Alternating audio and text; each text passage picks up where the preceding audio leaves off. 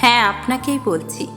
কি ভাবছেন বাড়ির বউ কিংবা সন্তানের মা হয়ে গেছেন বলে জীবনে আর কিছু পাওয়ার নেই? এই ভাবনা থেকে সরে আসুন। বেসিক্যালি জীবন শুরু হয় 30-এর পর থেকেই। তখন হয়তো দু একটা সাদা চুল মাঝে মাঝেই উঁকি দেয়, চোখের কোণে ডার্ক সার্কেল পড়তে শুরু করে। চামড়া কুঁচকে না গেলেও আগের মতো সেই উজ্জ্বলতা থাকে না ঠিকই, কিন্তু বয়স আর অভিজ্ঞতা মিলেমিশে চেহারায় যে দৃঢ়তার ছাপ আসে, চোখে মুখে ব্যক্তিত্বের ছায়া দেখা যায়। মেয়েদের ওই রূপেই সবচেয়ে বেশি ফিট ফুল লাগে। আমাকে কে আর দেখবে, কার জন্য সাজবো, এই মনোভাব বাদ দিন। নিজের জন্য সাজুন।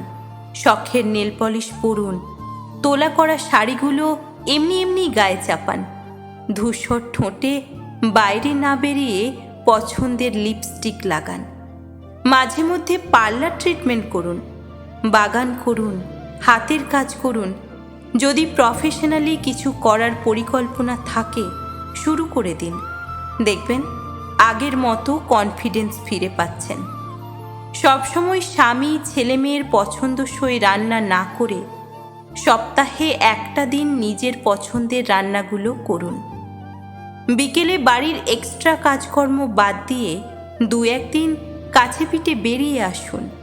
একা হলে একাই সই। বাজারে শুধুমাত্র সবজি কিংবা মাছ কেনার জন্য না গিয়ে মাঝে মধ্যে আইসক্রিম কিংবা ফুচকা খেতেও যান।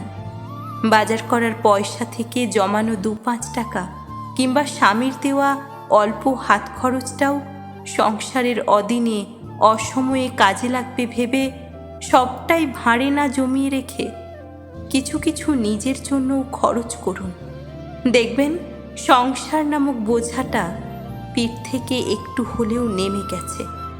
হাউসওয়াইফদের দায়িত্ব সব থেকে বেশি, তাই যে কোনো মূল্যে নিজেকে ভালো রাখুন, নিজের পরিচর্যা করুন। দেখবেন একটা গাছকে নিয়মিত জল সার দিলে, যত্ন করলে সে ঝকঝক করে, ভালো ফল দেয়। তেমনি নিজেকে যদি অনেকটা ভালোবাসেন, ভালো রাখতে পারেন, একমাত্র তখনই আপনি অন্যদের ভালো রাখতে পারবেন। হ্যাঁ, নিজের জন্য বাঁচুন, নিজের জন্য কিছু করুন।